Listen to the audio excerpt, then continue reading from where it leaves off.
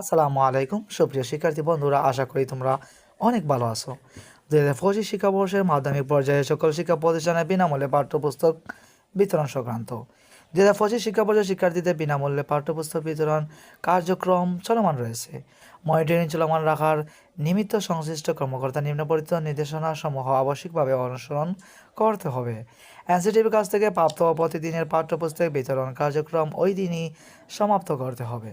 সর্বোপরি বিনামূল্যে পাঠ্যপুস্তক গ্রহণ ও বিতরণ কার্যক্রম কোনো প্রকার অনিয়ম পরিলক্ষিত হলে এবং পরবর্তীতে তা প্রমাণিত হলে সংশ্লিষ্ট কর্মকর্তা কর্মচারী ব্যক্তিগতভাবে দায়ী থাকবেন। বই চুরির মামলায় শিক্ষক গ্রেপ্তার। বই চুরির মামলায় শিক্ষক গ্রেপ্তার হয়েছেন। এরপর নিজ স্কুলের বই চুরির অভিযোগে শিক্ষক গ্রেপ্তার। এরপর স্কুলের গোডাউন থেকে নতুন বই চুরি হয়েছে।